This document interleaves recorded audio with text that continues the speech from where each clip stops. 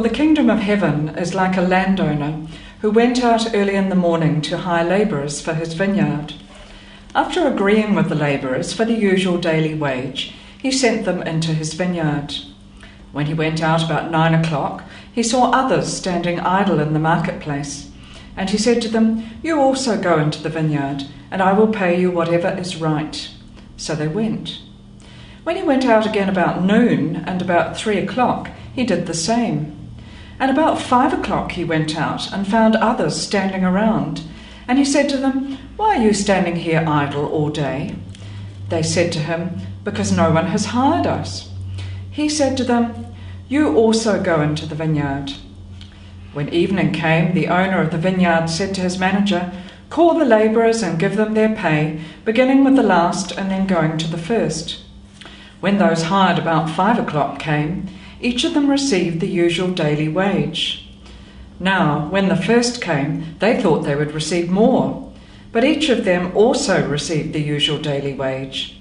And when they received it, they grumbled against the landowner, saying, 'These last worked only 1 hour, and you have made them equal to us, who have borne the burden of the day and the scorching heat.'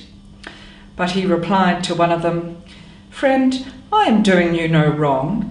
Did you not agree with me for the usual daily wage? Take what belongs to you and go.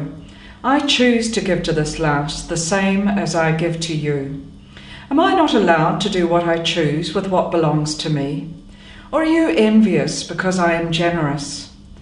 So the last will be first, and the first will be last." Well, Jenny, as you were reading that, ringing in my ears is a cry from my childhood. I grew up as one of 7 children, and the cry that came through was, "It's not fair." Yeah, and I was one of 4, and I was the youngest. And you had to say it. I was the youngest, so I was probably saying it's not fair a lot. Yeah, particularly when you got to the end of that sort of pint of ice cream, and yours was the last piece, and it wasn't nearly as big as everybody else's. Yeah. This is a well-known passage, and it's one I think that actually causes trouble for people.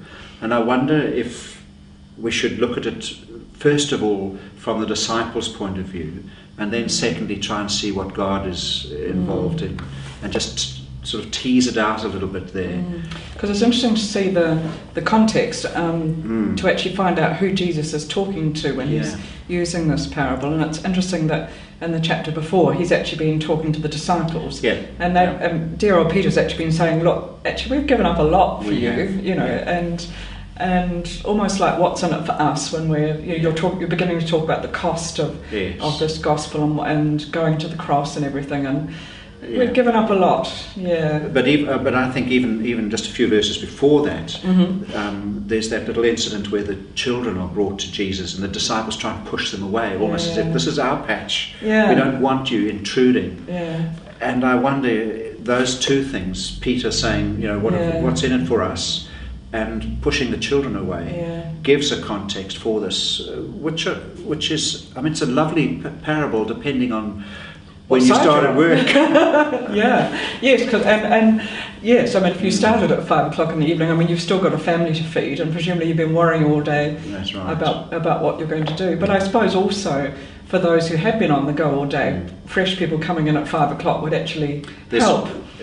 Well, they help to get the job finished, but it also builds the resentment, doesn't it? Yeah, especially, certainly when you see them getting a whole day's And it's actually quite topical today when there is such discrepancy between wages that are paid. And I mean, we're constantly hearing about really obscene amounts of money that some people get.